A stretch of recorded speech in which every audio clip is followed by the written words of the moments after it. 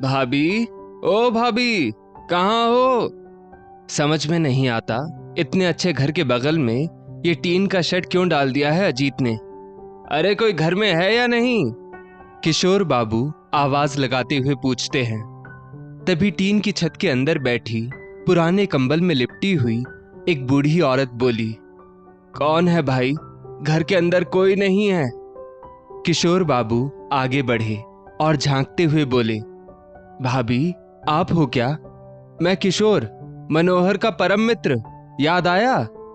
अंदर बैठी वृद्ध महिला स्वर्गीय मनोहर बाबू की पत्नी मृदुला देवी थी। वो बोली, भैया आप। इतना कहते कहते उनकी आंखें भर आईं।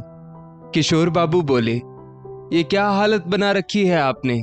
मनोहर ने आपको कितने ठाठ से रखा था और अजीत का इतना अच्छा घर है, फिर आप ऐसे क्यों रह रही हैं? मृदुला जी ने रोते हुए अपनी आप बीती बताई तो किशोर बाबू को समझते देर नहीं लगी कि वो बेचारी अपने बेटे बहू के धोखे से प्रताड़ित है। किशोर बाबू ने बिना देरी किए कहा, भाभी आप अपना सामान समेटिए और अपने घर चली जाइए। कम से कम वहां सम्मान की रोटी तो आपको जरूर मिलेगी, तो यहाँ अपमानित होकर रहने से क्या फायदा? मैं आपको स्टेशन तक छोड़ आता हूँ, चलिए।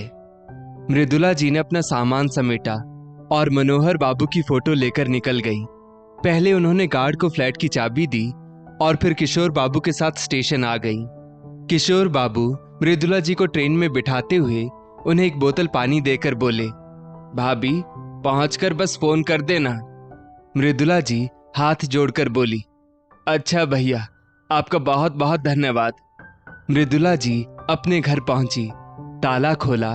उनकी आहट सुनकर उनके जेठ जी की बहू आरती वहां आई। वो उनके पैर छूकर बोली, चाची जी आप अकेले आई हैं? मृदुला जी बोली, अकेले दुकेले क्या होता है बहू, तेरे चाचा जी के दोस्त किशोर बाबू जो कई बार यहाँ आए थे, तुझे याद है? आरती बोली, हाँ हाँ देखा है मैंने उन्हें, वो चाचा जी से मिलने आते थे। मृदुला जी बोली, तो बस उन्होंने मुझे ट्रेन में बिठा दिया और मैं आ गई अपने अपनों के पास। आरती बोली, वो तो अच्छी बात है चाची जी, पर हमें खबर भिजवा देती तो मैं इनको स्टेशन भेज देती आपको लाने के लिए। आप अकेले ऐसे? मृदुला जी हंसकर बोली, अब इतनी भी अनपढ़ गंवार नहीं है तेरी चाची सास। आरती बोली, अच्छा अब आप हाथ मुंह धो लो, मैं तब तक चाय नाश्ता ला देती हूँ। और हाँ, रात का खाना भी आप हमारे साथ ही खा लेना, बनाने मत लग जाना। इतना कहकर आरती चली गई। चाय नाश्ता करके जैसे ही मृदुला जी आराम करने गई कि तभी उनका फोन घनघना उठा। मृदुला जी ने देखा तो उनके बेटे अजीत का फोन था। माँ आप इतनी लापरवाह होंगी मैंने सोचा नहीं था। फ्लैट की चाबी गार्ड को देकर कहाँ चली गई हो? मृदुला जी बोली, अपने घर आ गई बेटा। अजीत बोला, अपने घर? क्या ये आपका घर नहीं था क्या? मृदुला जी बोली, नहीं, अपना घर तो ये है जहां मैं तेरे बाबूजी के साथ ब्याह कराई थी, जहां जिंदगी के इतने साल मैंने सम्मान के साथ बिताए। हाँ, ये अलग बात है कि तेरे बाबूजी मुझे बीच राह में ही छोड़कर चले गए, लेकिन वो हमेशा कहते थे कि सम्मान से जीना, चाहे नमक रोटी खाकर रहना, पर अपमान सहकर मत रहना। इसलिए बेटा मैं अपने घर में सम्मान की सूखी रोटी खाकर रह लूंगी, पर तेरे यहाँ तेरे घर के अपमान के 36 व्यंजन अब नहीं चाहिए। बहू तो बहू, तू भी मेरा अपमान करने से नहीं चूकता। अब मैं यहीं रहूंगी और यहीं से मेरी अंतिम यात्रा भी निकलेगी। तुम्हें अंतिम दर्शन के लिए आना होगा तो आना, वरना मत आना। इतना कहकर उन्होंने फोन रख दिया। मृदुला जी घर की छत को देखकर पुरानी यादों में खो गई। जब मनोहर बाबू की मृत्यु के बाद अजीत कितनी मिन्नतें करके उनको अपने साथ ले गया था, ये कहकर कि माँ अब आप यहाँ अकेले कैसे रहोगी, चलो मेरे साथ। मृदुला जी ने तब कहा भी था कि अकेली कहाँ हूँ, यहाँ तेरे ताऊ जी का परिवार है। भले अब ताऊ जी और ताई जी नहीं है, पर आरती बहू मेरा खूब ख्याल रखती है, मैं रह लूंगी। अजीत नहीं माना और जिद करके उन्हें अपने साथ ले गया। दरअसल मनोहर बाबू की कपड़े की दुकान थी और वो पैसा भी सोच समझकर खर्च करते थे। कुछ पैसे जोड़कर बैंक में भी रखते थे और मृदुला जी को भी बता रखा था कि यदि मैं ना रहूं तो बैंक में जो पैसे जोड़कर रखे हैं उसी से तुम्हारी जिंदगी बसर हो जाएगी। लेकिन बेटे के बहकावे में आकर सब पैसा उसको मत दे देना, वो अपने लिए बचा कर रखना। मनोहर बाबू के जाने के बाद आरती और उसका पति रमेश अक्सर मृदुला जी से कहते, चाची अब अलग से खाना क्यों बनाती हो, हमारे संग खा लिया करो, अब बुढ़ापे में कितना ही खाओगी। मृदुला जी कभी रमेश के यहाँ खा लेती तो कभी खुद बना लेती। धीरे धीरे वो जीना सीख गई थी, पर फिर अजीत आकर जिद करके उन्हें अपने साथ ले गया। अजीत माँ को घर तो ले आया, पर 2 कमरों के फ्लैट में उसे समझ में नहीं आ रहा था कि माँ को रखे कहाँ। अजीत मृदुला जी को हॉल में बिठाकर बोला, माँ अभी यहीं बैठो, मैं आपके लेटने का इंतजाम करता हूँ। इतना कहकर अजीत अपने कमरे में चला गया। अंदर अजीत की पत्नी सोनिया लेटी हुई थी। अजीत बोला, अब माँ को ले तो आया हूं, पर समझ नहीं आ रहा उनके रहने की व्यवस्था कहाँ करूं। सोनिया चिढ़कर बोली, मुझसे क्या पूछ रहे हो, पता है ना कि फ्लैट में जगह नहीं है, तो फिर क्यों लेकर आए उनको। अब करो खुद से व्यवस्था, और मुझसे बिल्कुल भी उम्मीद मत रखना कि मैं उस बुढ़िया की सेवा करूंगी। अजीत ने बाहर बरामदे में शेड के किनारे एक गद्दा डाल दिया और माँ का सामान वहीं जमीन पर रखकर बोला, लो माँ, हो गई व्यवस्था तुम्हारे रहने की, तुम यहीं सो जाना। इतना कहकर वो अपने कमरे में चला गया। दूसरे दिन सोनिया सोकर उठी तो मृदुला जी अंदर सोफे पर सो रही थी। सोनिया चिल्लाई, ओ माय गॉड, अजीत बाहर आओ, ये देखो तुम्हारी माँ सोफे पर सो रही है। सोफा कोई सोने की जगह है, पूरा सोफा गंदा हो गया। अजीत मृदुला जी को झकझोर कर जगाते हुए बोला, माँ, ओ माँ, सोफे पर क्यों सो रही हो। मृदुला जी बोली, वो बेटा, वहां मच्छर बहुत काट रहे थे और रात में बारिश भी आ गई थी। देख, छींटों से मेरे कपड़े गीले हो गए, इसलिए यहां आ गई थी। अजीत बोला, ठीक है, मैं आपके लिए आज एक फोल्डिंग पलंग ले आऊंगा और मच्छरों का भी कुछ इंतजाम कर दूंगा, तो अब बाहर चलो।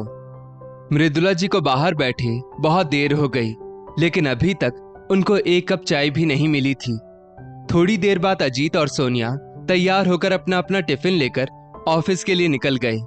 मृदुला जी हार कर खुद ही अंदर गई और फिर एक कप चाय बनाई और कुछ बिस्किट लेकर खाए। दोपहर हुई तो उन्हें फिर भूख लगने लगी। देखा तो खाने को कुछ नहीं था, तो जैसे तैसे आटा ढूंढकर उन्होंने 2 रोटी बनाकर खाई। शाम को भी बेटा बहू घर आए और सीधा अपने कमरे में चले गए। उन्हें वहां आए 2 दिन हो गए थे, पर उनकी किसी से कोई बात नहीं हुई थी। रात में सोनिया अजीत से बोली, अजीत, खाना बनाने का बिल्कुल मूड नहीं है, पिज्जा ऑर्डर करो ना। वो दोनों पिज्जा खाकर सो गए और मृदुला जी से किसी ने खाना पूछा भी नहीं। ऐसे ही 1 हफ्ता बीत गया, पर मृदुला जी की अपनी बहू से कोई बातचीत नहीं हुई। अगले दिन संडे था, तो दोनों तैयार होकर बाहर जाने लगे। तो मृदुला जी बोली, बेटा कहीं जा रहे हो क्या। अजीत बोला, हाँ माँ, आज छुट्टी है तो हमारा बाहर घूमने का प्लान है। पहले सिनेमा देखेंगे, फिर बाहर से ही खाकर लौटेंगे। मृदुला जी ने उम्मीद भरी नजरों से देखा और बोली, और मेरे खाने का। सोनिया बोली, आप अपने लिए कुछ बना लेना और घर की साफ सफाई भी कर देना, और हाँ, रसोई अच्छे से साफ करना, मुझे गंदगी बिल्कुल पसंद नहीं। मृदुला जी बोली, वो सब तो ठीक है बहू, पर बेटा 1 हफ्ता हो गया मुझे आए हुए, एक दिन भी ढंग से खाना नहीं खाया है। किसी दिन 2 सूखी रोटी पड़ी रहती है, ना दाल है, ना सब्जी है, ना कुछ नाश्ता। सोनिया मुंह बनाकर बोली, आप बना लो अपना खाना, क्या किसी ने रोका है। मृदुला जी बोली, बहू अब मैं अपने लिए अलग से बनाऊं, जो खाना बनता है उसी में थोड़ा मेरे लिए भी बना लिया करो। अजीत झट से बोला, माँ, इसे ऑफिस भी जाना होता है ना, इसके पास समय कहाँ है। मृदुला जी बोली, हाँ बेटा, सही कह रहे हो, मेरे लिए 2 रोटी बनाने में बहुत समय लगता है। इतना कहकर वो चुपचाप अपनी चारपाई पर चली गई और वे लोग बाहर घूमने चले गए। बेचारी मृदुला जी, किसी तरह से उन्होंने अपना पेट भरा और मनोहर बाबू की तस्वीर हाथ में लेकर कहने लगी, इस तरह अपमान सहकर रहने से क्या फायदा, इससे अच्छा तो अपना छोटा सा घर ही है। भले ही मैंने रमेश को जन्म नहीं दिया, पर वो और आरती बहू मेरा कितना ख्याल रखते थे। ज्यादा नहीं, पर वहां सम्मान की 2 रोटी तो खा ही रही थी। अब हर रोज मृदुला जी खुद को अपमानित महसूस करती थी। एक रोज वो बाहर शेड के नीचे लेटी थी कि तभी उनके पास उनके पति मनोहर बाबू के दोस्त किशोर बाबू का फोन आया। अरे भाभी, आप कहाँ हैं? घर गया था तो पता लगा आप अजीत के पास आई हैं। मृदुला जी बोली, हाँ भैया, अभी 20 दिन हुए हैं, यहीं हूं। किशोर बाबू बोले, मेरा दोस्त तो अब रहा नहीं, तो अकेले रहने से अच्छा है बेटे के साथ रहना। वैसे मैं भी इसी शहर में हूँ, बेटा बुलाता है तो 2-4 दिन के लिए आ जाता हूँ, पर यहाँ मेरा मन नहीं लगता। मृदुला जी झट से बोली, भैया आप भी दिल्ली में हैं, मुझे कुछ मदद चाहिए थी। किशोर बाबू बोले, हाँ हाँ बोलिए भाभी। मृदुला जी रोते हुए बोली, मुझे अपने घर जाना है, क्या आप मेरी टिकट करा देंगे और मुझे ट्रेन में बिठा देंगे? किशोर बाबू बोले, क्यों भाभी, कुछ तकलीफ है क्या? अच्छा ठीक है, कल वैसे भी मुझे उधर डॉक्टर के पास दिखाने आना है, तो मैं आता हूं। मृदुला जी किशोर बाबू की मदद से अपने घर आ गई। अजीत कई बार उनको मनाने आया। मृदुला जी बोली, तुम्हें मेरी चिंता करने की जरूरत नहीं है, तुम्हारे पिता मेरे लिए इंतजाम करके गए हैं, तो यहाँ आकर मुझे वो दुख भरे दिन याद मत दिलाओ। मृदुला जी ने घर का एक कमरा और बरामदा अपने पास रखकर बाकी के 2 कमरे और रसोई किराए पर लगा दी। अपने कमरे के एक कोने में उन्होंने गैस रख ली, जब कुछ बनाना होता तो बना लेती, वरना उनके जेठ जी की बहू आरती तो थी ही। गांव के कई लोगों ने उनसे पूछा कि शहर की जिंदगी को छोड़कर वापस गांव क्यों आ गई। मृदुला जी ने सच नहीं बताया, पर इतना जरूर कहा, कई बार अपनों से बढ़कर पराये ख्याल रखते हैं।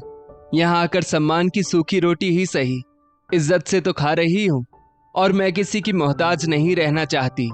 यहाँ 4 लोगों से बोलते चालते समय भी कट जाता है। वो कहावत है ना, दूर के ढोल सुहावने, और फिर सम्मान की नमक रोटी किसी पकवान से कम नहीं होती। दोस्तों, इस स्टोरी को लेकर आपकी क्या राय है, नीचे कमेंट करके जरूर बताइएगा, और ऐसी ही और भी बेहतरीन वीडियोस के लिए हमारा पेज जरूर फॉलो करें। धन्यवाद।